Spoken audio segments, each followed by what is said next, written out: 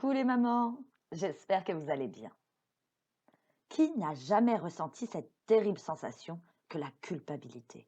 Ce sentiment pénible qui vient noircir les bons moments de la vie. Cette impression d'avoir mal fait, d'avoir fait mal. À tel point que le sentiment de culpabilité peut parfois gâcher notre bien-être. Mais bonne nouvelle, il est possible de s'en défaire. C'est à cette fin que je te propose cet épisode numéro 21.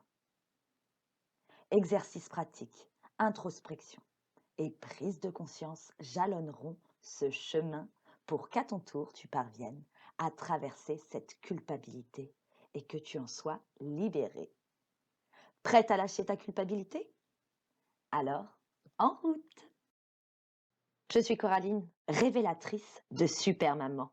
Ma mission est de te guider au quotidien vers une vie plus saine, une vie plus sereine, une vie moins speed, moins surchargée, une vie à la hauteur de tes aspirations. Dans ce podcast, je vais te partager des clés, des réflexions, des méthodes et plein d'autres choses qui vont t'aider à te sentir mieux dans ta tête et dans tes baskets pour créer la vie qui te ressemble. Plus nous serons nombreuses à oser vivre une vie consciente, une vie authentique, une vie épanouie, plus le monde sera inspirant pour nos enfants et pour nous. Bienvenue dans le podcast Maman, pas seulement. La culpabilité est un sentiment de faute que l'on peut ressentir, que la faute soit réelle ou imaginaire. Autrement dit, culpabiliser, c'est se rendre responsable d'une faute que l'on a commise ou pas, d'une réaction que l'on a eue ou que l'on aurait dû avoir face à telle situation, face à une situation donnée. La culpabilité n'est pas de la honte. Alors c'est important de bien savoir les distinguer, parce que la façon de traiter ces deux sentiments n'est pas du tout la même. Par exemple, prends un bout de papier et un stylo et note-y 3 moments passés où tu as ressenti de la honte et à côté 3 autres moments où tu as ressenti de la culpabilité. Fais ça tout de suite.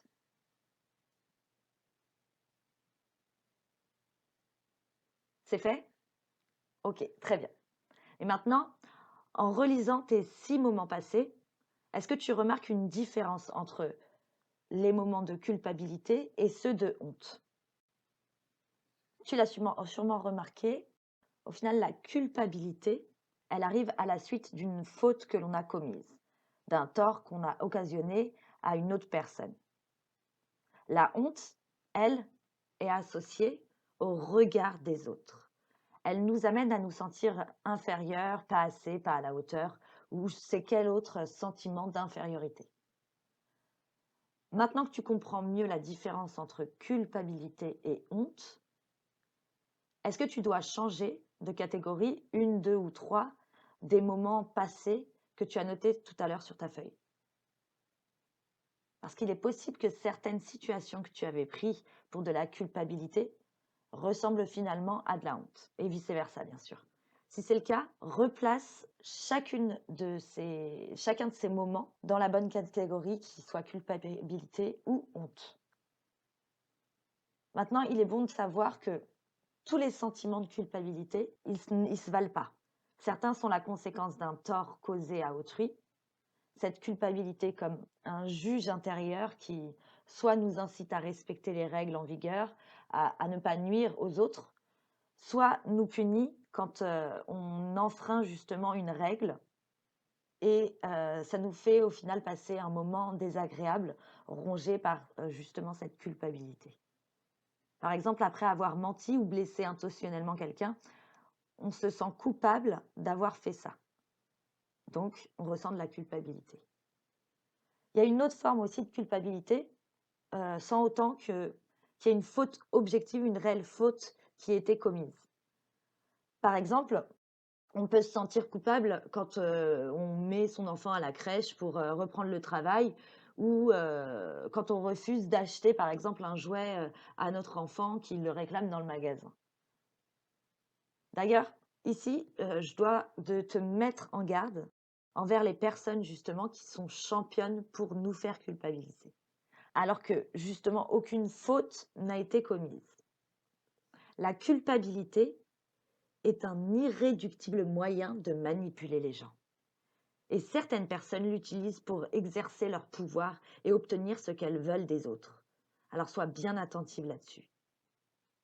S'il n'y a pas de faute de commise, il est préférable de prendre du recul et de se recentrer sur l'essentiel, en se disant par exemple, je n'ai commis aucune faute, ce n'est que son avis, ou encore, je ne suis pas en tort, ce n'est que sa propre vision des choses. Toutefois, ce n'est pas toujours simple. Souvent, le simple fait de réfléchir sur la nature de la faute, ça ne suffit pas pour se libérer complètement de cette culpabilité non fautive. Malheureusement, il y a tant de règles que l'on peut presque toujours en trouver une pour se reprocher un comportement que l'on désapprouve. Entre les règles morales, les règles communautaires, les règles familiales, les règles personnelles et plein d'autres, il peut être si facile de dévier du droit chemin. Justement, je t'invite maintenant à identifier quelques-unes des règles personnelles que tu t'efforces à suivre sans qu'on puisse pour autant parler de faute objective si toutefois tu venais à la transgresser. Par exemple, lorsque tu te dis je dois toujours me contrôler ou quand tu te dis je dois toujours être présente pour les autres ou encore je dois toujours faire en sorte d'avoir une maison rangée et propre quand mes parents nous rendent visite. Il faut que tu comprennes que dans ce genre de culpabilité, on ne fait que se projeter. On pense que, de par cette situation, nous rendons les autres plus malheureux. Alors, dès que tu prends conscience que tu es dans cette situation, réfléchis à la personne qui sera malheureuse si tu fais ou dis telle ou telle chose. Maintenant, si tu ne le sais pas encore, ce ne sont ni les situations, ni les actions des autres qui nous rendent heureuses ou malheureuses. C'est nous-mêmes et ce que nous pensons. Et c'est pareil pour tout le monde. Il est temps de te faire reprendre ton papier et ton stylo. Contrairement à tout à l'heure, tu vas y noter 3 situations où tu penses que ton mal-être était lié à quelqu'un d'autre. 3 moments où tu as eu l'impression que c'était les faire ou les dire d'une personne qui t'a fait souffrir. C'est parti. C'est bon pour toi? Parfait.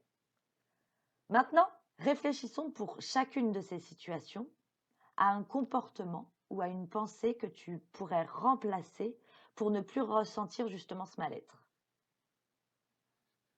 Tu l'auras compris. Selon ce même principe, il n'est pas possible que les autres te rendent malheureuse. Au pire, ils peuvent contribuer à ton malheur si tu leur permets ça. Si c'est plus facile pour toi, imagine quelqu'un insultant, je sais pas, Bouddha, Martin Luther King ou le Dalai Lama. Est-ce que tu penses que l'un d'entre eux serait infecté ou vexé par ça? J'adore cette phrase de Christophe André. Le bonheur est une construction qui se nourrit d'action et de décision. Mais c'est vrai qu'il est super tentant de se persuader que ce sont les autres qui nous rendent malheureuses.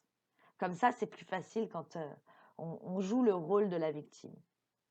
Alors, si tu souhaites être heureuse et avancer dans la vie, il est primordial de ne plus mettre la faute sur le dos des autres, mais plutôt d'assumer tes choix et de préférer voir le verre à moitié plein plutôt que le verre à moitié vide. Comment? En comprenant tes pensées et tes émotions pour commencer. De même que l'on se complaît parfois à jouer la victime, les autres aussi se victimisent en nous faisant porter le poids de leurs décisions. Elles nous en rendent responsables. Autrement dit, elles nous font culpabiliser. Alors, la prochaine fois que tu entendras quelqu'un te dire tu m'énerves, c'est de ta faute, c'est à cause de toi, ou encore tu vas me rendre malade, prends du recul et réponds plutôt c'est ta façon de voir les choses.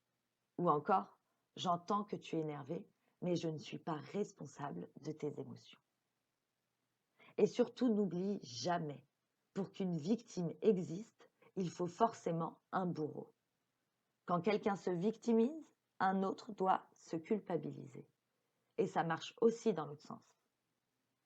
Petit aparté, ici, quand je dis victime, je parle d'une personne qui joue ce rôle pour culpabiliser quelqu'un d'autre et pas de la personne qui a réellement subi un préjudice. Bref, se culpabiliser, c'est enlever le pouvoir de décision à l'autre, c'est lui prendre son libre arbitre. Et nous sommes la seule personne à pouvoir décider d'être heureuse ou malheureuse. À chaque situation se dressent de multiples choix. D'après toi, lequel te permettrait d'être bien dans tes baskets? À toi de prendre le recul nécessaire pour agir plutôt que réagir. C'est justement parce que nous sommes des êtres libres que nous pouvons choisir. C'est parce que nous choisissons que nous sommes responsables de nos décisions. Et c'est comme ça pour quasiment toutes les émotions que l'on ressent. Ce n'est donc pas la situation qui détermine l'émotion, mais plutôt le choix d'interprétation de la personne impliquée. Par exemple, ce n'est pas le fait de répéter à ma fille de ranger qui m'énerve, mais plutôt le fait de ne pas me sentir écoutée, respectée. Ici, c'est le rôle de Madame Pas assez qui pointe le bout de son nez. Comme dirait Épictète, ce qui trouble les hommes, ce ne sont pas les choses, mais les opinions qu'ils en ont. Autrement dit, dans le cadre de relations saines et équitables entre deux adultes libres et responsables, bien évidemment, chacun doit être tenu pour responsable de ses propres actions, pensées et émotions. Je suis 100% responsable de ce que je fais, dis, pense et ressens. L'autre est 100% responsable de ce qu'il fait, dit, pense et ressent. Prends le temps de méditer sur cette clé de répartition. Elle peut être contraire à ce que l'on t'a indiqué dans ton éducation, par exemple, mais peut-être qu'il est bon et temps surtout pour toi de remettre en question ton éducation et tout ce que tu as pu apprendre jusqu'à présent et de vivre réellement selon ta propre vision de la moralité, des règles. Attention, ici, ça ne signifie pas pour autant qu'on doit tous être égoïstes. Au contraire, nous avons des responsabilités partagées, mais uniquement pour ce qui est en lien aux relations. Nous sommes tous co-responsables de chacune des relations que nous entreprenons. Je suis co-responsable de l'ambiance à la maison, mais pas de la mauvaise humeur de ma fille, par exemple, malgré je sais pas, les manipulations, les violences, les tromperies. Je suis co-responsable de la relation que j'ai avec le papa des enfants. J'ai accepté de le laisser m'influencer, de l'écouter, de lui permettre de revenir, par exemple, auprès de nous. J'ai accepté d'agir comme ça. Si je veux que la situation change, je dois commencer par changer ce que je fais, changer ce que je dis, sinon ce sera toujours la même chose. Tu as dû le remarquer, la culpabilité fait souvent son apparition quand on prend du bon temps. Par exemple, quand tu oses mettre ta fille à la garderie pour reprendre une activité alors qu'elle n'a même pas un an. Tu as également dû remarquer que lorsqu'on culpabilise, on a souvent tendance à se parler à la seconde personne, comme si un juge en nous critiquait une autre personne comme dans un procès intérieur. Et toi, quelles sont les phrases que tu te dis quand tu culpabilises? C'est très néfaste pour toi.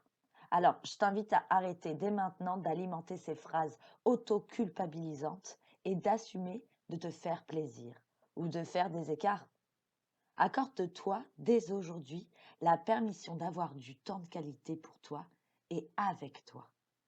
Donne-toi la permission de laisser les enfants de temps en temps devant la télé pour boire ton thé tranquillement en prenant un bol d'air frais dans le jardin. Tu n'exagères pas en le faisant de temps en temps, franchement. Alors permets-toi d'apprécier ce moment rien qu'à toi. Tu n'abuses pas en préférant bouquiner avant d'aller chercher les enfants plutôt que d'étendre le linge. C'est pas 20 minutes de plus dans la machine qui va faire s'écrouler le monde. Alors permets-toi ces quelques minutes rien qu'à toi avant le retour des enfants et des tâches quotidiennes. Et oui, c'est permis. Une phrase qui nous fait du bien. Donne-toi le temps de noter toutes les permissions que tu décides maintenant de t'accorder. C'est à toi de jouer. Maintenant, j'aimerais mettre en lumière certaines croyances dans le cadre de la culpabilité où aucune faute objective n'a été commise. Celui qui se culpabilise pense qu'il aurait pu changer le cours des événements, que c'était en son pouvoir. Il ne respecte aucunement le libre arbitre des autres, leur responsabilité dans les décisions. Il est tellement rassurant de penser que l'on peut assurément faire le bonheur des autres. D'autant plus que penser être en capacité de faire le bonheur, ou le malheur d'ailleurs, des autres, c'est un sentiment de toute puissance. Et c'est à nous-mêmes de comprendre en quoi se culpabiliser cache un sentiment de toute puissance. Si ça peut t'aider, je me culpabilisais de mettre ma fille à la crèche car je pouvais faire en sorte qu'elle se développe parfaitement bien si je m'en occupais à 100%. Toute puissance illusoire. Je me culpabilisais de ne pas parvenir à faire comprendre au papa de mes filles l'importance de son rôle auprès de ses enfants. Toute puissance illusoire. Et oui, culpabilité et toute puissance sont intrinsèquement liées. Se culpabiliser, c'est réécrire le passé en tenant le rôle principal. Il est tellement angoissant de se rendre compte de son impuissance dans cette situation. Mais c'est tellement déculpabilisant. En nous donnant le sentiment de contrôle sur ce qui arrive, la culpabilité nous rassure. C'est justement pour ça qu'il est si compliqué de s'en débarrasser. Se culpabiliser, c'est un moyen de ne pas faire le deuil, de reporter la souffrance de l'inéluctable. Et toi, est-ce que tu es prête à renoncer au sentiment de toute puissance illusoire?